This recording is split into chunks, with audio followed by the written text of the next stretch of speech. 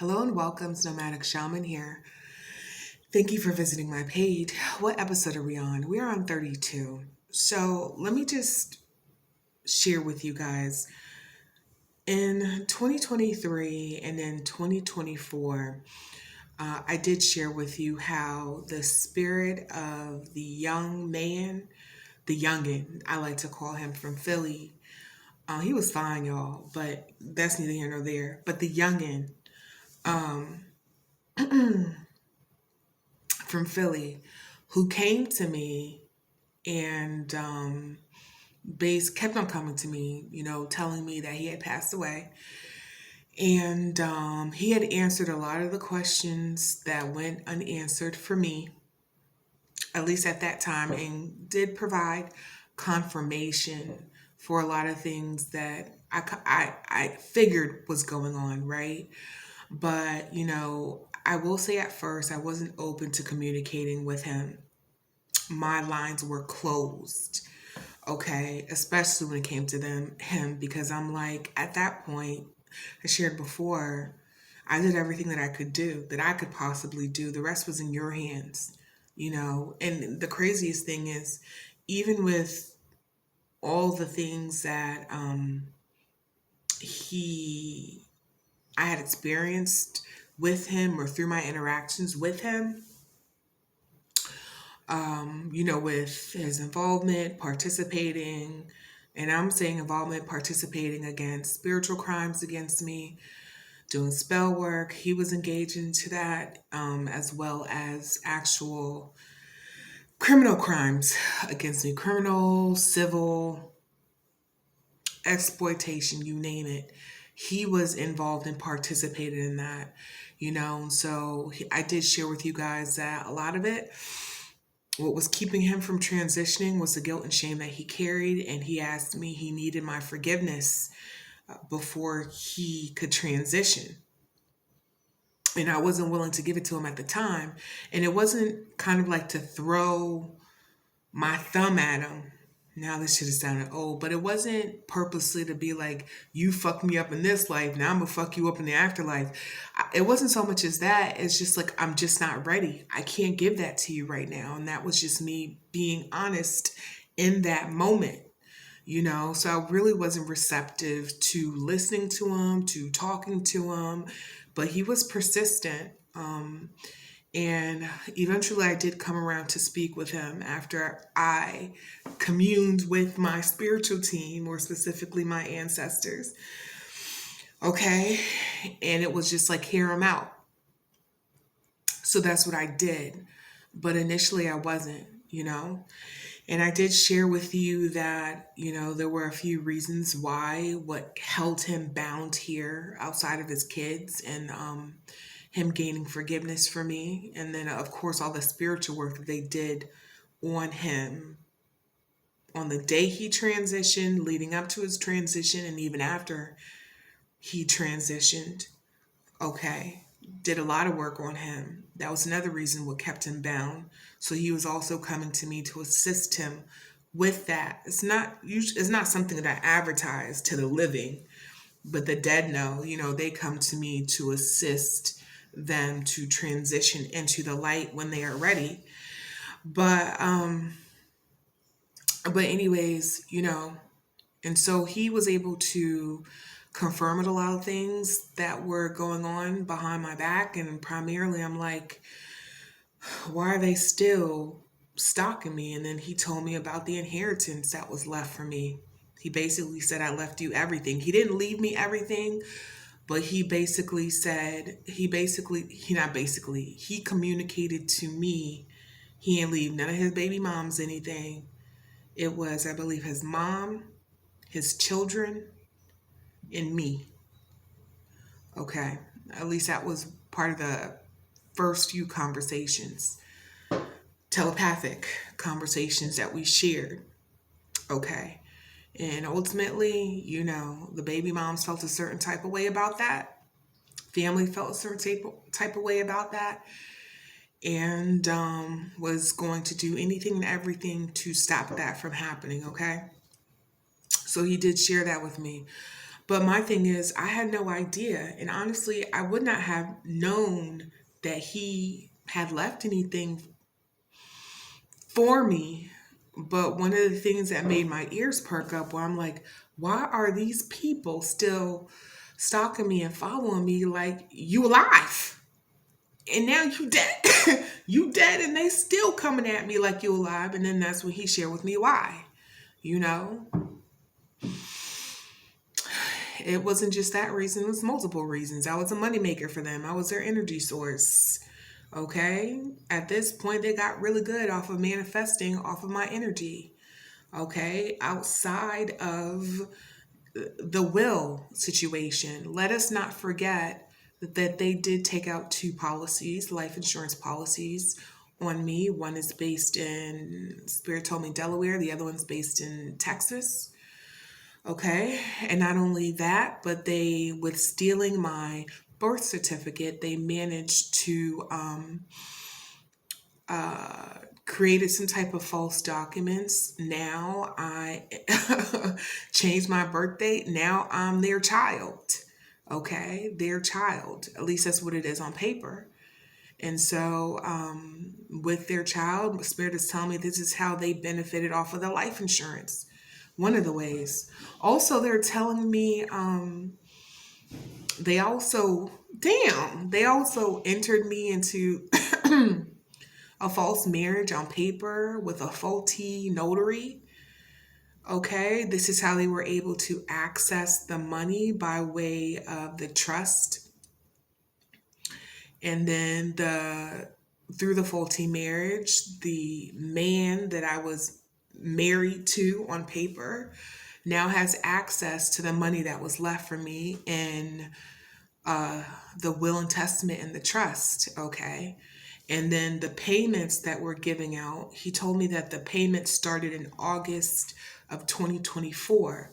So these people got 6 months of the payment from the payout from the trust.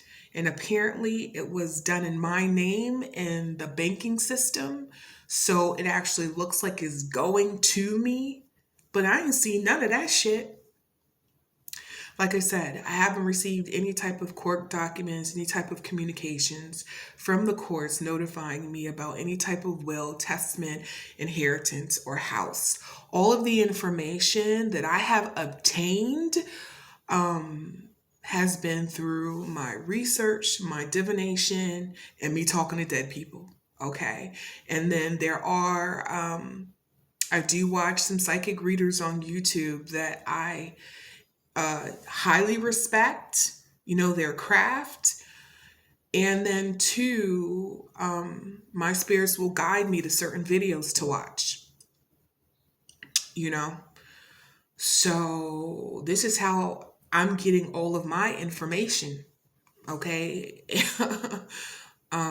Specifically as to what is going on behind my back as it relates to the will and the testament and the trust and the house. He did inform me that there were two properties. There are two properties associated with his name that he owned. One is in South Philadelphia. And then he also mentioned one's like in the northeast Philadelphia. This may be like a ranch house, farm ranch business. I don't know, something of that sort. Okay, is what he shared with me. Okay, but so they're doing, they're getting other ways that they're getting money off me is through life insurance claims, and then also through Social Security, disability. Let me see if I'm missing anything else. And that would be through the false marriage aspect as well as, the adopted child aspect. I'm like, damn. I said, how were they making money off of the insurance? They were like, they have inside people. So they legit have inside people that are either part of the East. Well, yes, they're telling me yes, that are both part of the Eastern Stars and also part of the Luciferian sex cult. Okay. Now, one interesting component that I want to go back to is about Florida. Initially, Florida, I noticed that there were a lot of cops that would follow me around. I would say initially I thought it was random, but then I noticed it became more and more consistent. I also noticed that there were a lot more random cars following me, and usually I stay at my people's house. So I know at this point, they're not only watching me, they're watching my people's. Okay. Certain examples would be, like I said, my close friends being gang stalked, watch one being followed for sex trafficking. I believe I shared that story. Um, another Other ways that they're being watched is legit having people move into their neighborhood. This was no different than my mom or my brother's neighborhood. Spirit did point them out as far as who were part of specific the gang stalking campaign and covens that had moved into my mom's, my brother's neighborhood, and my friend's neighborhood. Okay, at least one of my brother's neighborhood. Okay, Spirit did point that out to me. Same shit. And I noticed I started experiencing the same shit.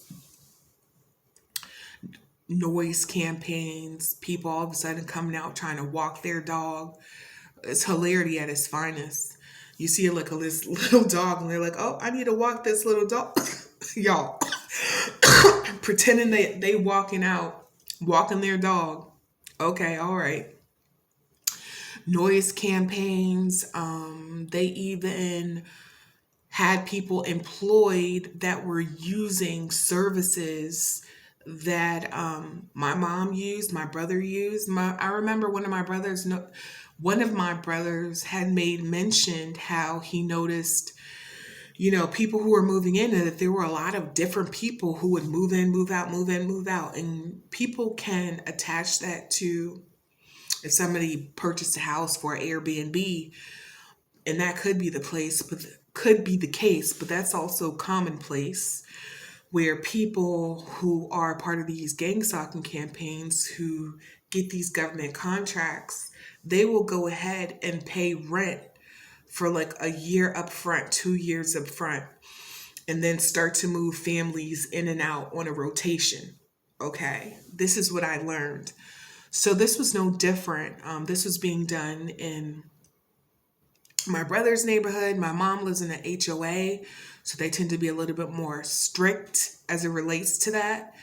But still, Spirit did point that out to me. I noticed that there was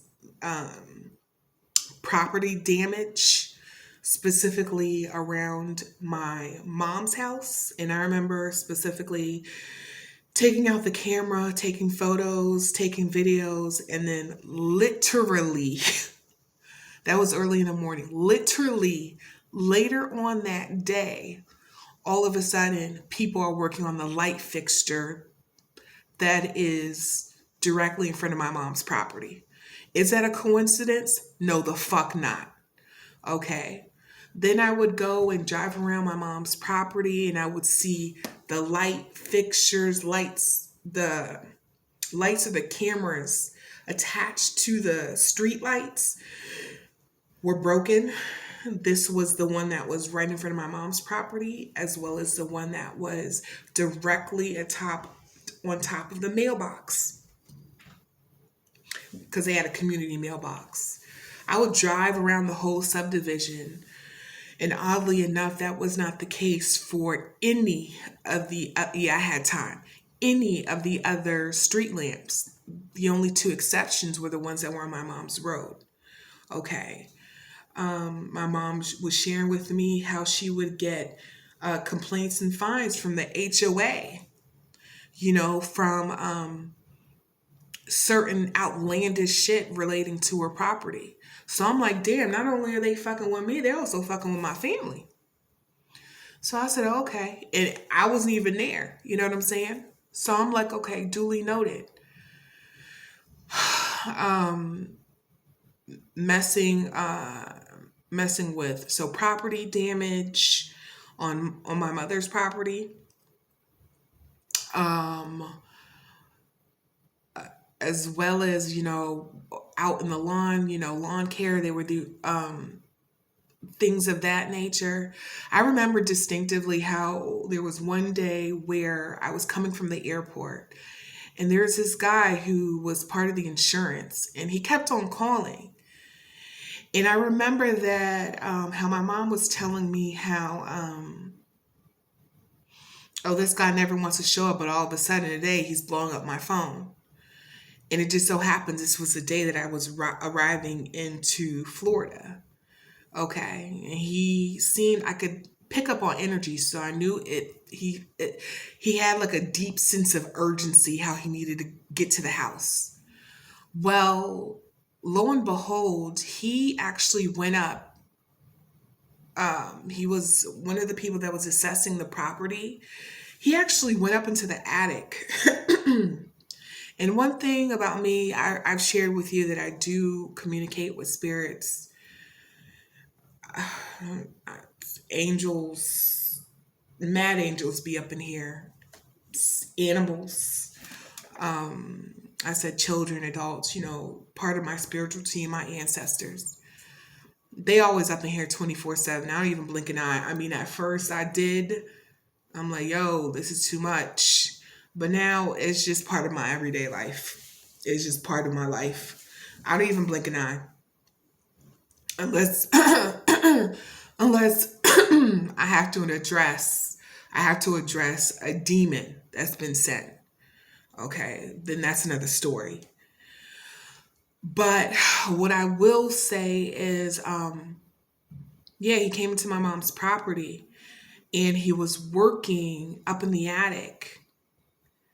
And I remember clearly and distinctly how all of a sudden he fell through that motherfucking attic. He dropped right, almost, he nearly missed my mom's car, but he had dropped right there on the garage floor.